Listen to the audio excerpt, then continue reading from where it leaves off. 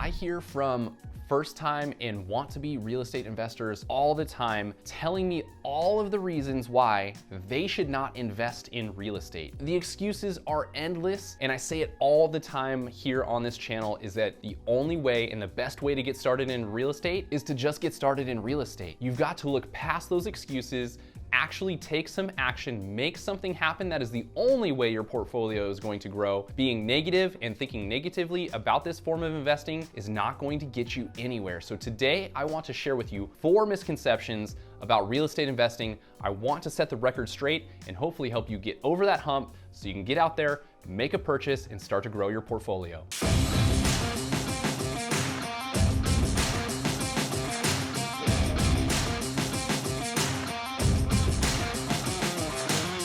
Hey guys, I'm Andrew Lewis, real estate investor and entrepreneur with over 10 years experience building and growing a real estate team and investing in real estate. Before we get into today's video, take a minute, hit that like button, leave a comment below, and don't forget to hit that subscribe button so you don't miss out on future videos.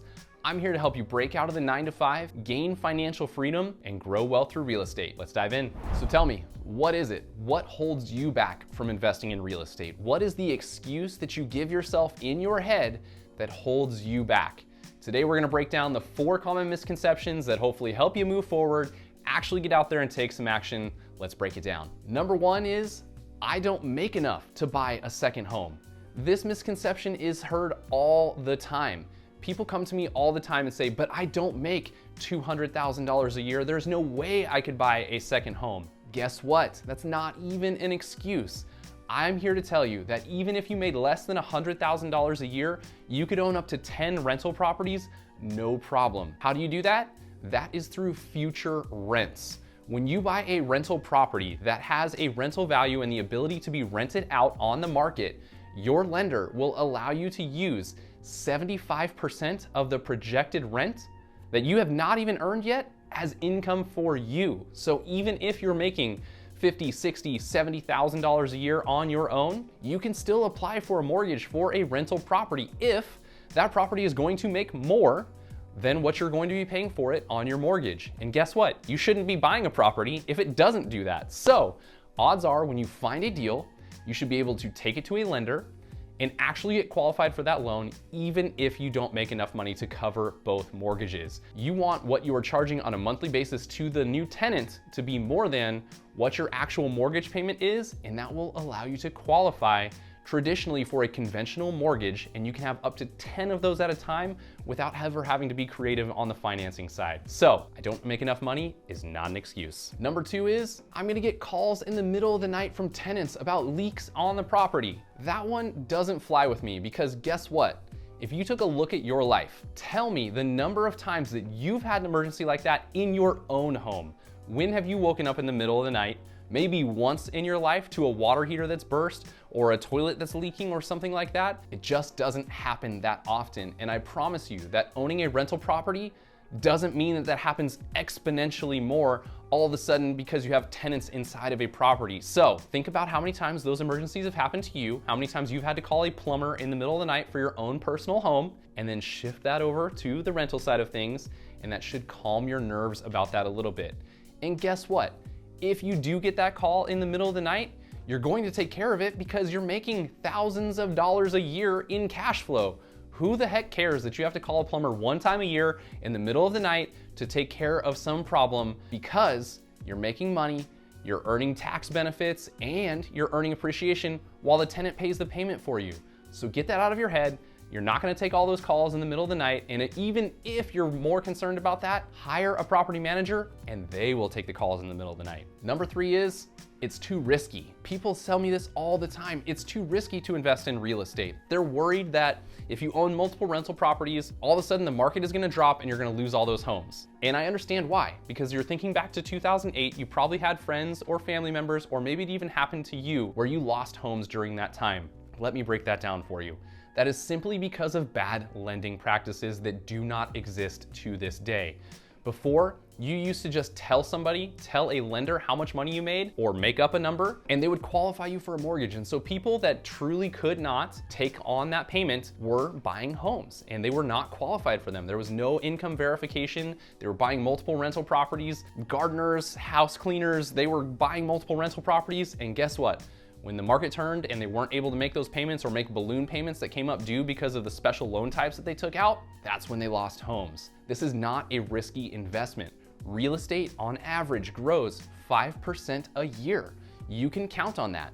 And so that is even including the 2008 crash. If we zoom out for 30 years and we include the crash in there, you're still seeing on average a 5% appreciation year over year. So yes, there can be ups and downs to the market, but year over year, it's going to grow at a steady pace. And guess what? Even if the market drops, it does not change your mortgage payments. Your mortgage payment stays the same, and tenants don't all of a sudden move out because the market has changed and home prices are dropping. And actually, when that happens and people get foreclosed on and they have to move out of their homes, guess what happens? More rental demand, which means you can charge more and make more. So this is not risky. You're not going to lose thousands of dollars overnight like you could with stocks or crypto or other forms of investing. This is a slow and steady way to wealth that allows you to have passive income, cash flow, tax benefits, all of those pieces, all without the risks of wondering what's actually going to happen to your money. Last but not least is other forms of investing are more profitable than real estate. I hear this one quite often too because somebody heard about a friend's, cousin's, brother's uncle who overnight invested in Bitcoin at $1,000 and it went up to $70,000 and they became a millionaire overnight. But guess what? Those don't happen very often, and it's probably not gonna happen for you. So there are people that get lucky on those things with stocks in crypto, and there are people that are absolute strategists, and I firmly believe in those things as vehicles for investing as well. But you should not get into those things simply because you think you can 10x your money overnight. Real estate investing is proven to grow at a steady pace over time, and you can predict where it will be in 10, 15, 20 years based off of the history that we have.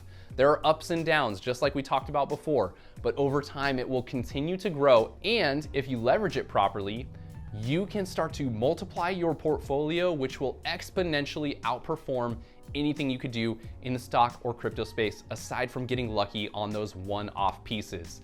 I've talked about it before, but real estate investing, buying a home is the only thing you can do where you can invest a down payment, let's say $100,000, and it starts performing as if it is the full value of the home. In this case, let's call it $500,000.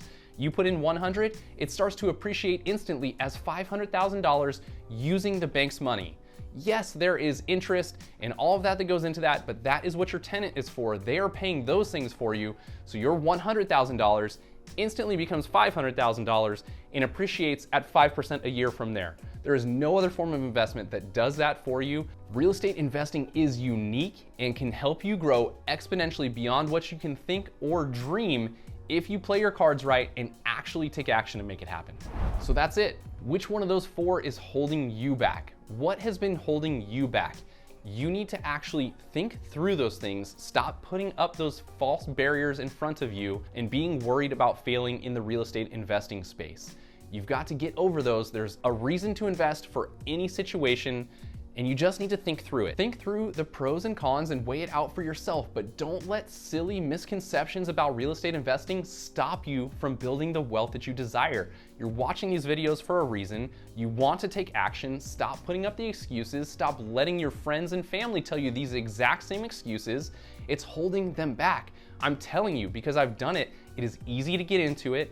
It's going to generate money. You're going to hit home runs over the long term. It may not be overnight, but this is going to grow your wealth.